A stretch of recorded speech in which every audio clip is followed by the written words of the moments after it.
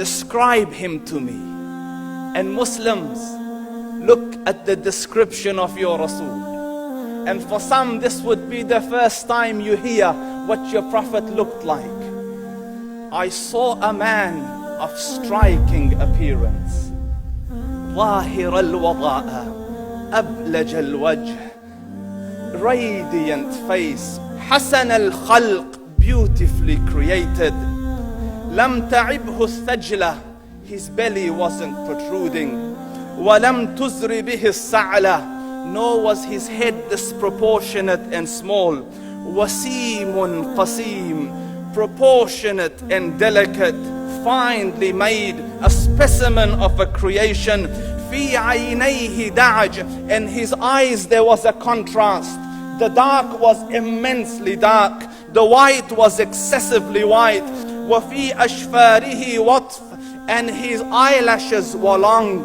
وفي صوته صهل, and in his voice was a natural echo. وفي عنقه سطع, and his neck was elegantly long.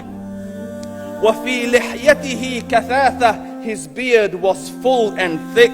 أزج أقرن, his eyebrows were arched, but they were not joined. It was separated. In summit فعليه الوقار, when he was silent, dignity covered him. وإن تكلم سماه وعلاه البهاء, and when he spoke, it was audible and clear, almost commanding and overtaking.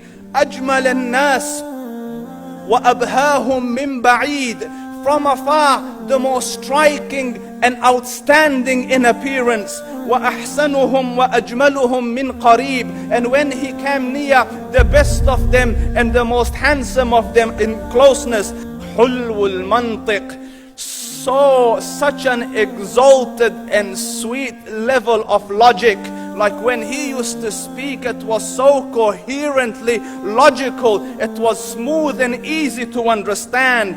فصل لا نزر ولا هذر, he was to the point, not excessive nor too short. كأن منطقه خرزات نظم يتحدرن, his logic, his utterances, his words were like jewels coming out of a necklace, calculated, polished, one after the other, it would flow magically. ربعة, he was medium in height. Your eye didn't have to strain to look up at him, nor was it tedious to look down at him. He was a comfortable sight to look at. له رفقاء يحفون به, he had friends, the people that were with him, they were working around him to try to serve and protect him. إن قال سمعوا لقوله, when he used to say something, they used to hearken to what he used to say. وإن أمر تبادروا إلى أمره, when he commanded, they used to compete to fulfill the command. This is Muhammad Rasulullah. This is Muhammad Rasulullah. Anas ibn Malik says, he says, I came out one night, it was the full moon night.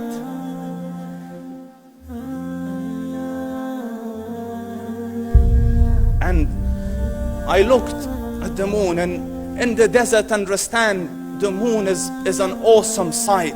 It is smooth, it is radiant, it is clear, it is gentle compared to the scorching sun at which they are used to. So the moon was the epitome of beauty. So he says, I came out at a full moon night and I looked at the moon and I saw it beautiful, handsome.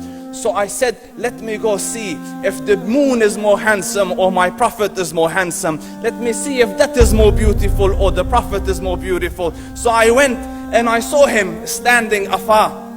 So I looked at his face and I looked at the moon, and I looked at his face, and I looked at the moon, and I looked at his face, and I looked at the moon, and he said, Wallahi, he was more handsome than the moon in its entirety. That is just the look of your Rasul.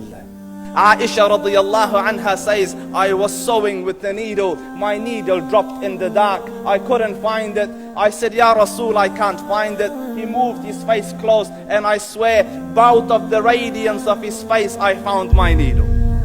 And the Prophet sallallahu alaihi wasallam was mind-bogglingly handsome, but his handsomeness was covered with waqar and jalal and hayba.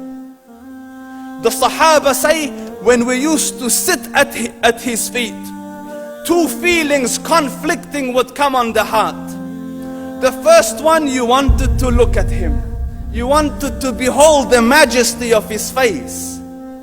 And when you wanted to look up, shyness used to overtake you, so you used to look down.